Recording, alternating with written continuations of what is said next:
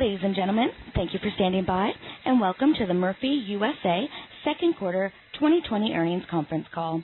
At this time, all participants are in a listen-only mode. After the speaker's presentation, there will be a question-and-answer session. To ask a question during the session, you will need to press star one on your telephone keypad. If you require any further assistance, please press star zero. I would now like to hand the conference over to your speaker today, Christian Peichel. Thank you. Please go ahead. Hey, thank you. Good morning, everybody. With me, as usual, are Andrew Clyde, President and Chief Executive Officer, Mindy West, Executive Vice President and Chief Financial Officer, and Donnie Smith, Vice President and Controller. After some opening comments from Andrew, Mindy will provide an overview of the financial results. We will briefly discuss our revised guidance, and after closing comments from Andrew, we'll open up the call to Q&A. Please keep in mind that some of the comments made during this call, including the Q&A portion, will be considered forward-looking statements as defined in the Private Securities Litigation Reform Act of 1995. As such, no assurances can be given that these events will occur or that the projections will be attained. A variety of factors exist that may cause actual results to differ. For further discussion of risk factors, please see the latest Murphy USA Forms 10-K, 10-Q, 8-K, and other recent SEC filings. Murphy USA takes no duty to publicly update or revise any forward-looking statements. During today's call, we may also provide certain performance measures that do not conform to generally accepted accounting principles, or GAAP. We have provided schedules to reconcile these non-GAAP measures with the reported results on a GAAP basis as part of our earnings press release, which can be found on the investor section of our website. With that, I'll turn the call over to Andrew. Thank you, Christian. Good morning and welcome to everyone joining us today. Today's call is the fourth investor update in as many months since we released Q1 results back in April. We have received positive feedback from investors for the level of transparency provided as we explained how COVID-19 impacted our business and financial results over time. And I certainly hope you have found this to be helpful. While the Q2 record results shouldn't come as a huge surprise given our prior disclosures, importantly, we are maintaining that momentum into July and expect to sustain strong performance for the remainder of the year. As such, I am going to spend my time today focusing on three key trends that are now well established in their underlying drivers, as fully appreciating this is critical to the relative performance potential and overall valuation of our business. These trends have been persistent not only throughout COVID-19, but are grounded in fundamentals we were seeing well before 2020. COVID-19 simply amplified the financial impact of these existing underlying drivers. I'll also provide an update to our guidance for the year, as we said we would do so when we had the fact base to provide a point of view. The persistence and sustainability of the trends we will discuss not only give us the conviction for our guidance for the remainder of 2020, but also our outlook for 2021 relative to our raise the bar goalpost we established as part of our shareholder value creation narrative. Related to these goalposts, I will reiterate our commitment to our strategic capital allocation priorities as we look to take advantage of our strong cash and balance sheet position in light of an undervalued and attractively positioned business. When you look at our model in the context of these trends, it's clear to us the market does not fully appreciate the sustainable competitive advantage of our business and its long-term value creation potential. The first trend we'll discuss is the new equilibrium established in the relationship between industry fuel margins and demand. We have spoken at length about how the fuel margin in any given area or geography is essentially set by the higher break-even cost of the third quartile retailer. We have observed this trend for several years, and it helps explain the gradual increase in both industry-wide margins and our margins as the unit cost of the marginal retailers have continued to increase. The new equilibrium was most easy to see in the early days of COVID-19 as unit costs doubled for the marginal retailers when industry volume fell by 50%. The higher margin requirement to just maintain the same level of store profitability for the weaker competitors led to higher sustained margins for the industry, which were facilitated by crude prices that were already falling sharply. With less volume loss and a lower base margin to start with, Murphy USA benefited disproportionately from the same cents per gallon increase in overall margins while maintaining its low price position. To further illustrate that point, consider May, June, and month-to-date July margins, which are well above historical norms despite sharply rising prices, which is certainly an atypical outcome. As we have discussed in many calls, these are the periods where we would expect fuel margins well below the annual average, yet we actually earned over 2 times our annual average in May and June due to the dynamics of this equilibrium. With volumes recovering to over 90% of prior year levels on a rolling 7-day basis in July, we are forecasting year-end same-store volumes to recover to around 95% of 2019 levels as we enter 2021.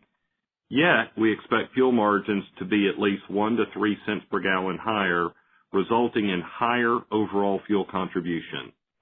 We believe this equilibrium persists due to the continued headwinds the marginal retailers will face in the COVID-19 recovery and beyond. And our investments in our retail pricing excellence initiatives allow us to further maximize the value capture of this potential. The second trend we observed, and that was magnifying during COVID, was how our merchandise categories performed. Our multi-pack and carton cigarette offers have become a destination trip for consumers, and second quarter results compare strongly against the already impressive high single-digit contribution gains we put up last year. Where carton volumes averaged in the mid-40% range pre-COVID, they have leveled off in the high 50% range with no difference in contribution margin per pack. In a world of fewer trips, an enhanced focus on inventory management and pricing precision, coupled with loyalty benefits and our best-in-class upselling, have paid off handsomely. Customers received the greatest value on larger SKU sizes that were always available and delivered with great service. And we believe these gains are sustainable as our ongoing commitment to capability investments in this category clearly represent a unique and differentiated strategy, which explains why we have grown market share by 300 basis points since the second quarter of 2018. Given the share gains and strengths we are seeing in cigarettes, it may be easy to overlook our other tobacco categories, where vapor and alternative nicotine products are delivering substantial margin uplift. To provide proper context, second quarter total merchandise contribution margin was up about $13 million versus the prior year. Of this increase, $11 million came from tobacco, of which roughly $8.3 million of which was attributable to cigarettes, with other tobacco products, or OTP, accounting for $2.3 million of the incremental margin increase. Like cigarettes, results reflect exceptional execution through managing our in-stock position, providing effective visual merchandising, and offering an appealing product assortment, including enhanced promotion on larger pack and SKU sizes. Murphy Drive Rewards continues to play an important role in driving traffic and introducing customers to new products, such as nicotine pouches, which now represent over 5% of our OTP category. With over 700,000 new Murphy Drive Reward participants added since March 1st, we currently have insights on 8 out of every 10 tobacco purchases, leading to more focused promotional offers and manufacturer investments with higher customer redemption levels. The timing could not have been better for our enhanced capability set to come together, as we have not only gained customers, but gained loyal customers who are less likely to go back to their old purchasing habits now that they have experienced greater value and service at Murphy USA. Without question, COVID showed that our tobacco business is entirely uncorrelated with fuel traffic. On the other hand, many of our non-tobacco offers are more fuel dependent, as you might expect, but a few key categories showed outsized gains. During the quarter, we saw both sales and margin growth in lottery, beer, and the general merchandise categories, where we stood up a supply chain for masks and hand sanitizers. While the good news is we sold much more of these products, the less good news is they were predominantly lower margin categories, specifically lottery, where sales were up 31%, but came with a mid-single-digit unit margin. In fact, 55 of the 60 basis point decline in our all-in merchandise unit margin of 15.4% was attributable to lottery. Nevertheless, we're thrilled with the performance and will gladly accept lower average unit margins when growing total contribution dollars due to more sales and to more customers. As I've commented to some of you before, while unit margin might be a simple and useful metric to you for modeling purposes, at the end of the day, we take the contribution margin dollars to the bank. For the remaining categories more highly correlated to fuel traffic like candy and packaged beverages, sales are improving along with fuel volume so far in July. And as we look out into the second half of the year and into 2021, we expect better performance from these higher margin categories. We are obviously not seeing much recovery in our fresh food offer due to the COVID-related restrictions, but we are not sitting on our hands simply waiting to heat up the roller grills again. We are taking this opportunity to evaluate and overhaul our food and dispensed beverage offer across the existing network and with a specific focus on optimizing our new larger 2,800 square foot formats. With new talent and capabilities, these opportunities represent significant potential for incremental growth and margin in 2021 and beyond. The third key trend centers around our business model and cost structure. In simple terms, the reason we win in this environment is we have an ultra-low fixed cost model, which enables and supports our everyday low price position, which in turn allows us to be even more competitive, advantaged, and attractive to customers during this period when they need additional value the most. Further, we are seeing lower variable costs, primarily maintenance, loss prevention, and to a lesser extent utilities, reflecting the lower customer traffic and accordingly less use and wear and tear. Our people costs at the store level have increased slightly, and we would expect that given the higher merchandise sales and higher commissions that come with those sales. And we are always pleased to pay more commissions to our store managers and associates because it means they are selling more merchandise and controlling costs, which is exactly what they are motivated to do.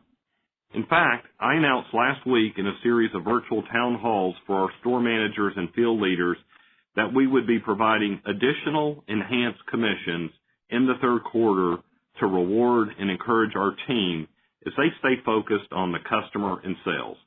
And I can't wait to see our team's incredible results. As I wrap up the discussion on these three trends, I would like to point out that these are not independent trends, but rather their relationship is highly interrelated for us as the low-cost player and for the marginal retailers. For Murphy USA, our low store-level operating expenses, which showed a 1.4% decrease over the prior year quarter, coupled with stronger merchandise sales and contribution, have further improved our fuel break-even metric, which turned negative for the quarter, meaning we can sell fuel at a slightly negative margin and still break even, excluding credit card fees and certain corporate costs. Remarkably, we improved this metric more than a penny year over year, moving from 81 basis points last year to negative 37 basis points this year. A new record for Murphy USA in achieving our zero break-even goal for the quarter. Beyond earning this additional penny, it also means we are keeping even more of the excess margin created by the higher prices established by the marginal retailers who are experiencing an increase in their fuel break-even economics. Even more encouraging are the opportunities to continue to improve our performance through various initiatives, which in turn enhance the returns on our new store investments as we ramp up to 50-plus new stores in 2021. I will now turn over the call to Mindy to cover some regular financial updates, and I will return with our updated guidance and capital allocation priorities before taking your questions. Mindy? Thanks, Andrew, and good morning, everyone. Thank you for listening today. I will start off with some standard items. Average retail gasoline prices per gallon during the quarter were $1.71, sharply lower than year-ago prices of $2.48. Capital expenditures approximated $66 million in the second quarter, 53 of which was allocated to retail growth, $6 million to maintenance capital, and the remaining $7 million allocated to various corporate and strategic initiatives. As we have previously stated, we have proceeded with our planned capital program in 2020 with no expected COVID-related delays, and as a result, we have tightened our guidance range a bit to $250 million to $275 million versus the original $225 million to $275 million. Based on our debt outstanding and thanks to very strong first half results, the leverage ratio we report to our lenders dropped to approximately 1.4 times as of June the 30th, and that's down from 1.9 times in the first quarter and 2.1 times which we reported in the second quarter of 2019. At this time, $134 million remains under our up to $400 million repurchase authorization, which should be complete by July 2021. We ended the quarter with 29.2 million common shares outstanding, or about 29.5 million shares on a diluted basis. As mentioned in the release, our cash and liquidity position remains strong with just over $400 million in cash on the balance sheet as of June the 30th, and a $168 million borrowing base available under our $325 million ABL facility. And that does remain undrawn. In early April, we made our term loan repayment of $12.5 million, reducing our total debt to about $1.025 billion. And in early July, we made the next amortization payment, which reduced total debt to $1.0125 billion. So if we continue on that pace, we will end the year at about $1 billion in debt. In looking at the financial results, I do want to make a few comments. On the first quarter call, I discussed the benefits of our low-cost structure and even went so far to say the drawback of running a lean organization is there isn't just a lot of room to eliminate costs. I also cautioned that we might even see a slight uptick in operating expenses as we responded to the store-level challenges presented by COVID-19. But in fact, through the dedicated efforts of our field team, our per-store operating cost of $21,050 showed a 1.8% improvement versus the prior year. Although we did incur some incremental expenses at the store level in response to COVID, the variable costs more closely correlated with customer traffic, such as maintenance, shrink, and utilities, saw meaningful reductions.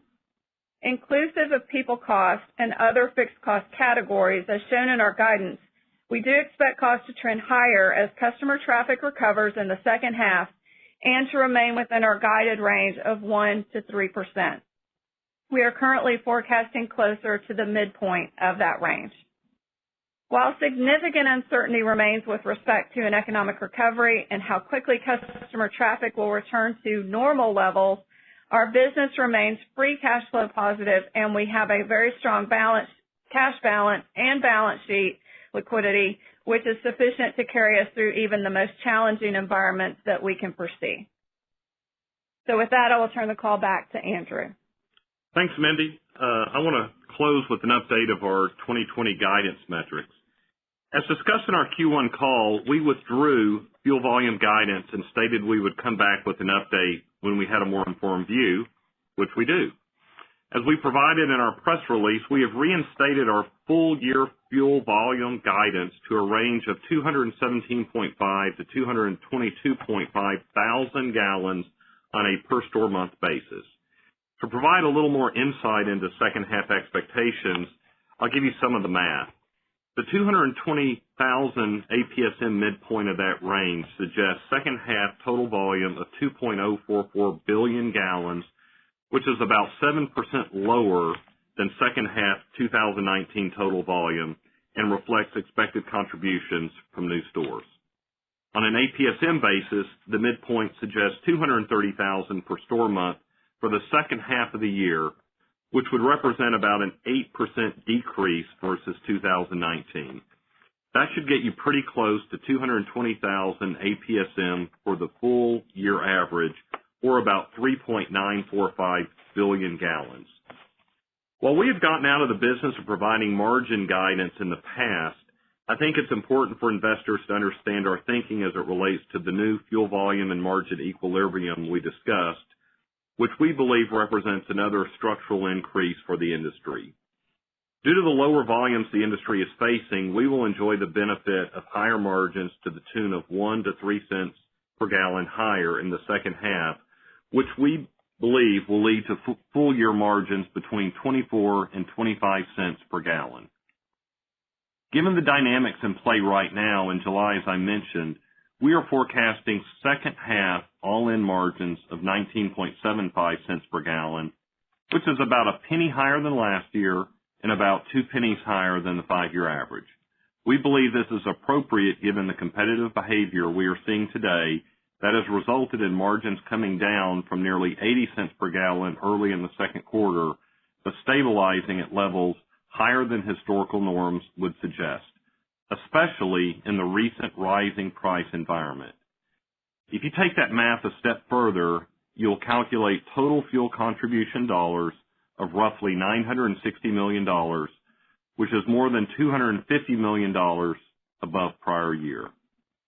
To reiterate, our revised volume and margin guidance are, of course, predicated on continued reopening of the economy, but we also recognize volume stabilization or even declines from current levels will result in flat to incrementally higher industry fuel margins, all else being equal, which helps insulate our financial risk.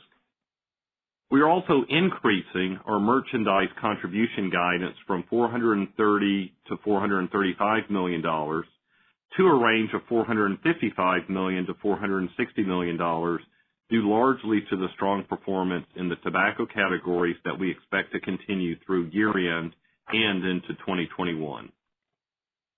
Regarding organic growth, for new stores, we provided guidance of up to 30 new stores, and that number is likely going to be 26 new stores. However, we accelerated our raise and rebuild activity to maintain a level load for our construction and supply chain partners, and that number is likely going to be 29 versus the up to 25 guidance we initially provided. So, total store construction projects remain at 55, in line with our expected activity level. And for CapEx, as Mindy mentioned, we are going to tighten the range a bit, and given that our construction activity has not been impacted by COVID, we are now forecasting a range of $250 million to $275 million. The remaining guidance metrics are unchanged, as shown in the release. Using the midpoint of these new guidance ranges simply for modeling calibration purposes gets you in the ballpark of $720 million of EBITDA for the full year 2020. As we look forward to 2021, industry analysts have projected fuel demand to recover to 90 to 95% of 2019 levels, whereas we estimate our volumes can improve to 98% of 2019 levels given our more rural geographical mix and our core consumer demographic. Data from third-party sources as well as analysis we are conducting show conclusively that our mix of markets and customer segments are performing better than the broader U.S. average. Further, we believe this volume advantage will also come with an associated margin benefit of at least 1.1 cents per gallon. This dynamic, coupled with sustained tobacco gains and other improvements to our business, including initiatives around our merchandise supply chain contract renegotiations, improving our food and beverage offer in larger formats, and adding more higher-performing new-to-industry stores whose return profile will benefit from all the changes we've talked about today, reinforce our view that we are poised to exceed $500 million of EBITDA in 2021, which sets our new baseline for future growth.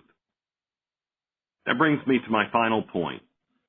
In our investor deck, where we set our raise the bar objectives to sustain the same share price appreciation between 2019 and 2023 as we did since our spin, we now expect to achieve, on a sustainable basis, EBITDA above $500 million sooner than anticipated.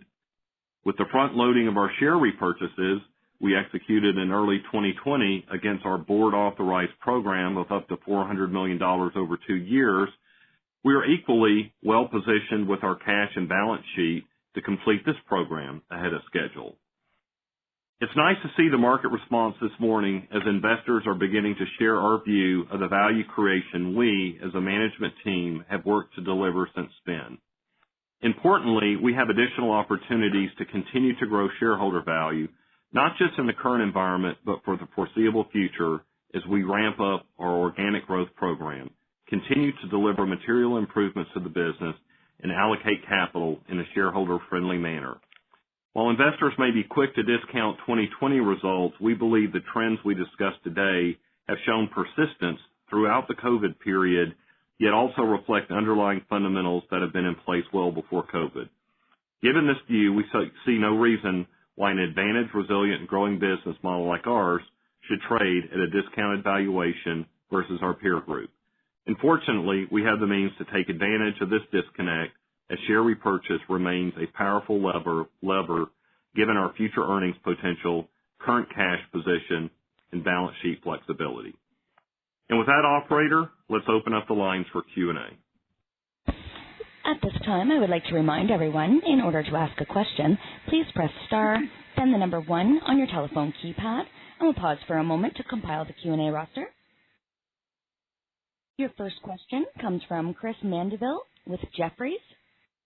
Please go ahead. Hey, good morning, guys. Morning, Chris. Morning. Andrew, can I just really start quickly on the brief comments around the exit from Minnesota? I was just hoping maybe you could provide a little bit more color around the reasoning behind that, how you evaluated this, and what type of models were these 9 locations? Were they in supercenter parking lots or maybe found down the road? And if there's any way of parsing out what type of performance they were illustrating relative to the footprint average? Sure. So in our investor deck about a year ago where we talked about how our portfolio would evolve, we noted that, we might see some exits. Minnesota, it represents what we would call just a subscale geography for us. We had 9 stores. Many of them were old kiosks. The sad challenge of having a kiosk in Minnesota is you have to put a heater in the super coolers so the soda pops don't explode in the winter. And we had some low-performing stores. We'd also built a couple of new stores as part of the Walmart 200 program. And when we looked at sort of the various factors in that market, decided that we would be better off packaging all 9 stores together versus dealing with the 3 lower performance stores. The good news is we found a private buyer, and as I understand it, most of our employees have transitioned over, and we appreciate their support during this transition. We haven't carved out those numbers. That's something that we could do and follow up with Christian. But needless to say, the metrics for the 9 stores in that state were performing lower than the overall averages that we have across our business. First, I can also add that the volume associated with those sites was on average about 130,000 gallons per site month, so dramatically underperforming the rest of the network, and the combined EBITDA was less than $1 million. Okay, that's very helpful, Mindy, actually, in which case then maybe that leads me to my following question on the implied guidance for total gallons in the back half of the year, be it that they're going to be more or less down high single digits. I guess I'm still trying to kind of square why one would expect that level of decline anyways if you're currently running in that ballpark.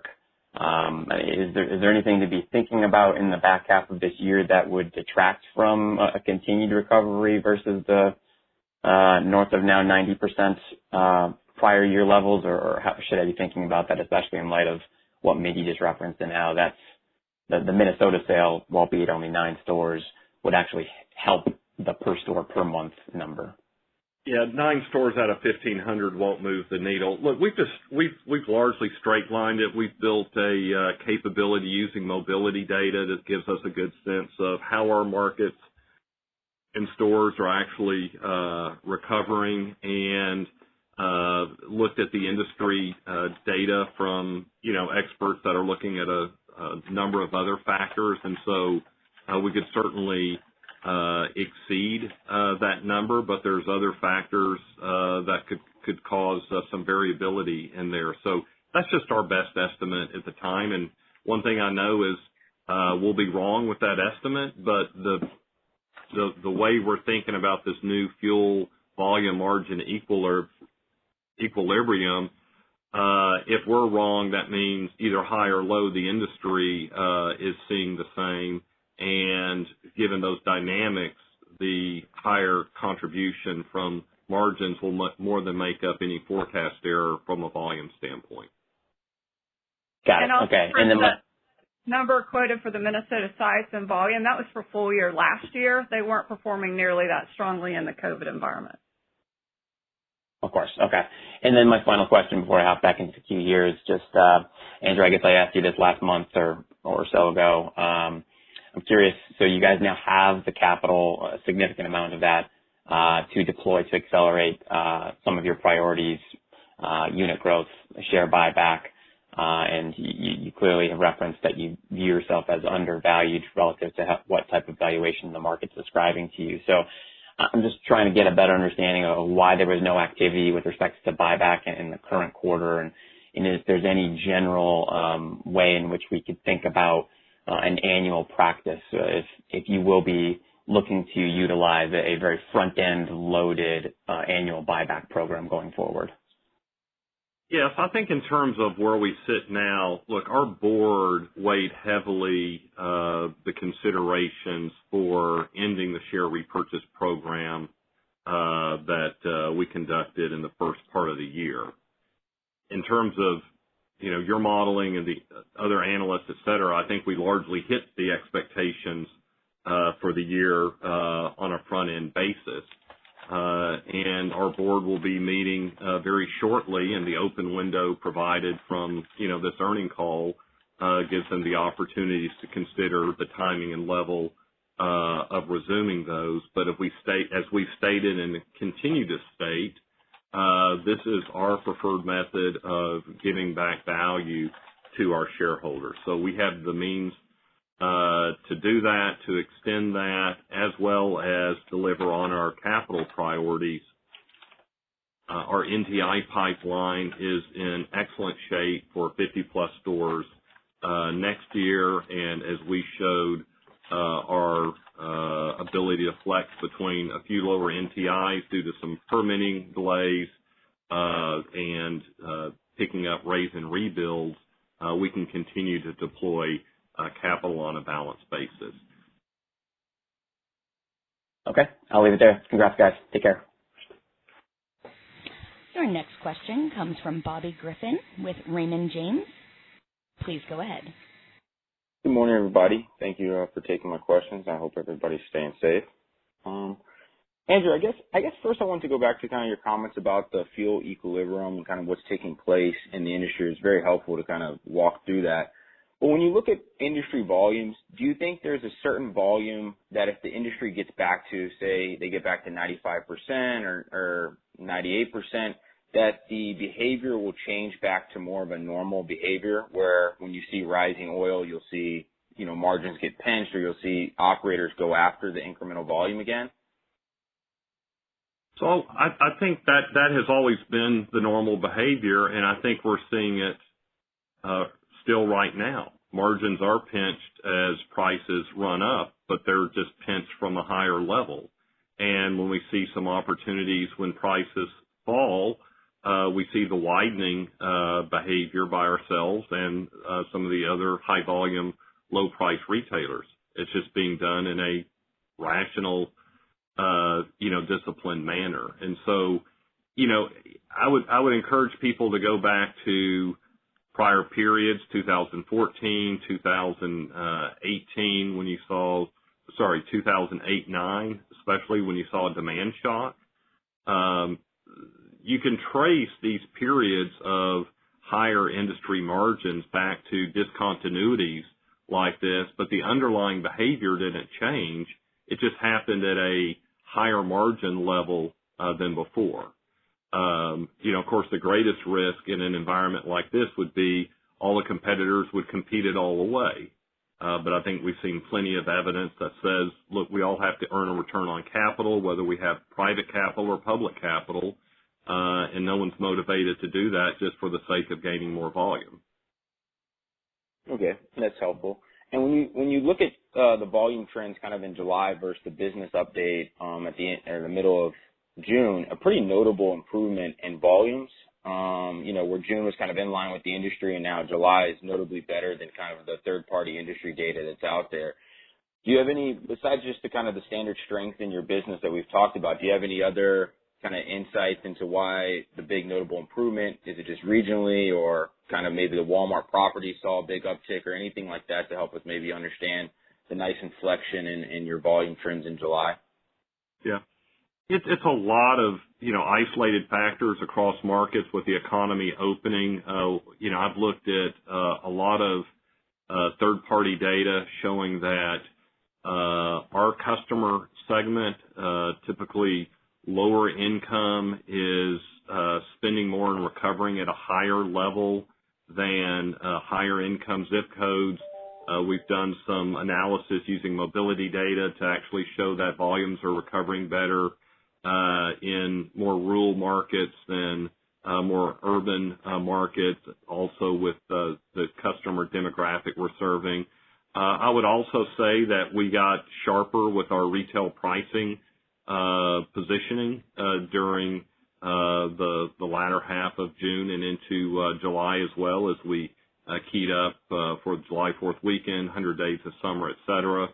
And we saw benefits from that, and those benefits have sustained as well. Okay, helpful. And then I guess lastly for me, just quickly on the share buyback potential and stuff, understanding the board still has to meet, and ultimately that, is a board plus management decision. But when you look at kind of the uncertainty, I guess, in the environment or the business we're in, is there a certain level of liquidity, cash balance plus, available liquidity on the ABL that you and the team would feel comfortable managing the business with to help us think about what the potential could be if there's excess liquidity of that number? Yeah, and we haven't disclosed that number, not prepared to do that right now. I think it's that coupled with what's your view of how earnings are going to flow through. And look, the reality is this COVID-related demand destruction was something certainly I'd never seen, my team had never seen, the board had never seen of this type. And I think when we just step back and look at it in hindsight and you say, well, what drives industry margins? How did that play out during this period? There's just a number of proof points to just the fundamental economics and industry structure of a business like this, and the benefit the ultra-low cost retailer gains in this period. And so if you'd asked me that question in the midst of this, I would have said a number higher. I think given what we've seen and that this equilibrium continues to just prove out, and now we see this structural increase, we're gonna remain conservative. But at what we say, Mindy, 1.4 times leverage, undrawn ABL, stronger demand season in front of us, strong margins, $400 million of cash. We're in a very, very good position to allocate capital against our strategic priorities. And so why not just leave it at that? Okay, that's helpful. Congrats again on an excellent quarter, and best of luck in the second half of 2020. Thank you. Your next question comes from Ben Bienvenu with Stephens. Please go ahead. Hi, everyone. This is Puran on for Ben. Good morning. Good morning. Just wanted to ask a couple questions. First, just wanted to see if you could elaborate on merchandise margins. Tobacco was quite strong, but we noticed non-tobacco down quite a bit. Just wondering how COVID is impacting your mix within each of those buckets. And then 2, has COVID allowed you to increase the number of sites in your store pipeline? And are you thinking about, or have you improved the quality of those sites in light of the pandemic? And then I just have a quick housekeeping question at the end. Okay. So the unit margin decline of 0.6%, 55 points, as we said, was due to lottery. And so it's just because sales were way up and it's a low mid-single digit unit margin. So that just drove the mix down, but there's a lot of contribution margin dollars associated with that. The remaining 5 basis points were just due to promotional activity. And there was no incremental Murphy Drive Rewards impact since we had already rolled out the program nationally, by this time last year. So, the high lottery, the higher, beer and general merchandise, coupled with the lower, food, dispensed beverage, and packaged beverage and candy items due to volume largely explain that. And so we see contribution dollars continuing to be strong as gains are sustained and weaker areas improve with volume, those that are correlated with volume. On the real estate side,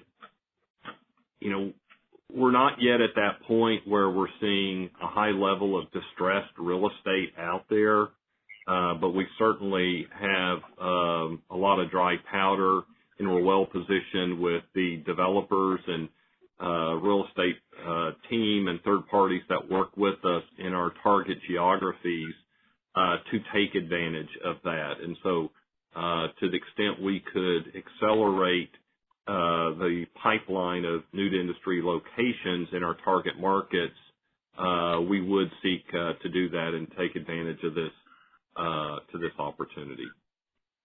And then back to you for your housekeeping question. Okay, great. I think this one's for Mindy. When you were speaking, the $1 billion in debt, that was total debt, correct? That's correct. Okay. Both of our notes and you. our outstanding balance on the term loan is what that includes. We have nothing drawn under the ABL facility. Awesome. Thank you for that. And then I'll jump back in the queue. Again, if you would like to ask a question, please press star, then the number 1 on your telephone keypad. Your next question comes from Carla Casella with J.P. Morgan. Please go ahead. Hi, thank you for taking the question. I noticed Walmart is expanding and talking more about its subscription service, and it's going to include some gas discounts. And I'm wondering if you see any impact of that on your business, or do you partner with them on any of those? Yeah, one would think that would just be a natural combination given the number of stores they have and the number of stores that we have for that opportunity. So, that is certainly something that we would entertain, and not much more I can say on that at this time. Okay, and then is that typically when they do that, does it cause a competitive threat for any of your stores where you're not partnering with them, but you're in the region? So if you just think about the addition of neighborhood markets in stores in markets where we're in, it's adding capacity to those markets. What I would say is there's a lot more opportunities to collaborate on something like a program like that versus where we go head to head, because there's just not that many locations where we're within a half a mile or a mile of each other. But you also have to step back and say if there's only 300 or so stores in their network, to get the full advantage of a program like that, one would think that there would be a broader application of it to get the kind of uplift one would get. Okay, great. Thank you. Your next question comes from Tom Elliott. Please go ahead. Good afternoon. Before I proceed, can I just check that you can hear me okay? Yes, we can hear you. Fantastic. Two questions from me. Firstly, I just wanted to ask if you could provide some color around your cents per gallon throughout the quarter. So, i.e., how did that develop on a monthly basis? So how did it sort of enter next quarter? And then you highlighted this at the start of the call, but I was just wondering if you could perhaps lay it out in even simpler terms for us, just about how well you think you can hang on to margins through the rest of the year. That's my first question. Sure. So in April, our cents per gallon margin was 51 cents. In May, it was 25 cents, and in June, it was 22 cents on a retail basis, and then we had the product supply and wholesale margin, on top of that, that led to north of 30 cents for May and June as we saw prices rising significantly. So we were seeing a 9.5 to 10 cent contribution from the PS and WP. So 30 cents all in a rising price environment. That gets me back to my point. Normally, at our annual average of 16 cents, we would expect to see margins in the 8 to 12 cents in a steeply rising environment, and yet we were seeing margins twice that. Why do we believe that it persists? I mean, some of it's just getting down to the laws of supply and demand.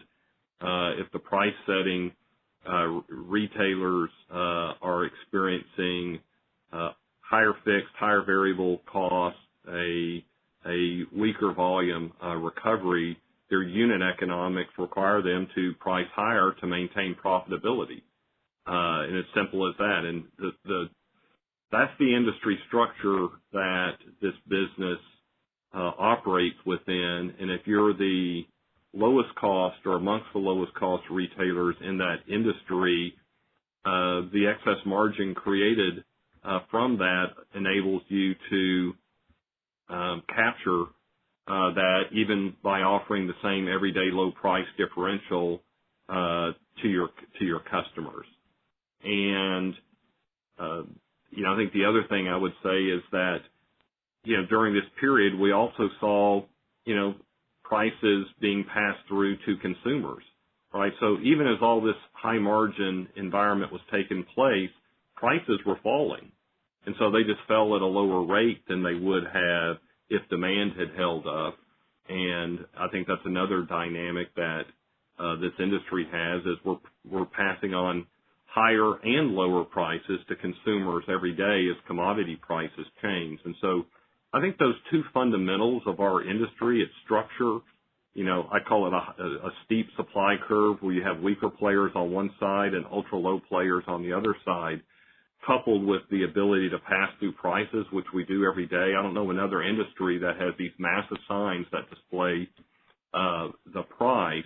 And so with that level of transparency, that's just the way the industry works.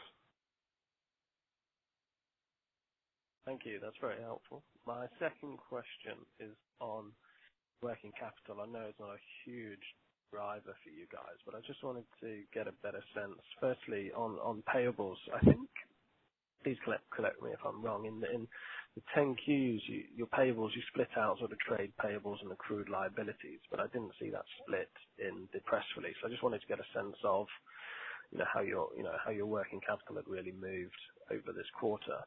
Are you able to split that out for the end of the second quarter?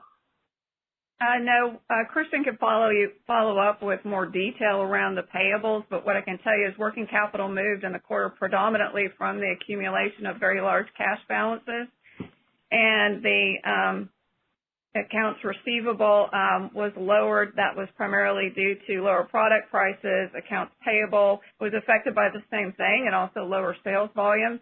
And then, of course, the balance sheet, of course, is a point-in-time measurement, so it depends on what day during the quarter did the quarter end, because you could have a very different result if the quarter ends on a Tuesday versus a Friday. But our working capital bounces around quite a bit. and that's just the way it is, and most of that is due to prices, volumes, and timing of when the quarter ends. Okay, appreciate that. And Christian can follow up with you on any other detailed questions regarding trade accounts versus others. Okay, appreciate that. Just Right. follow up, and then I'll jump back in the queue, and just one last question, just on directionality, I guess, for working capital. Are you able to provide sort of any comment on what you're expecting in the back half of the year?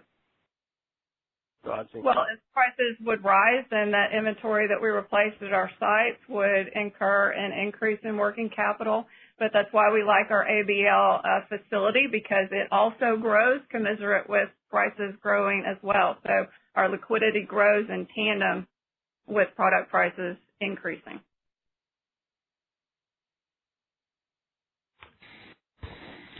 There are no further questions at this time. Right.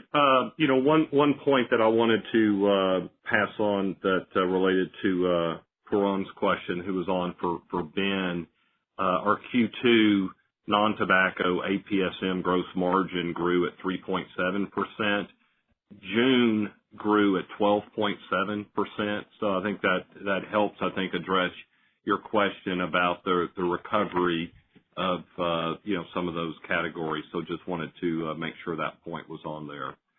So look, thanks everyone for joining the call today and giving us the opportunity to share our results. Thanks to our team out there that continues to deliver great value for our customers in the face of all sorts of adversity. And we'll look forward to keeping providing the same level of transparency that we've been doing throughout the COVID recovery. Thanks, and everyone stay safe. Bye. Thank you. This concludes today's conference call. You may now disconnect.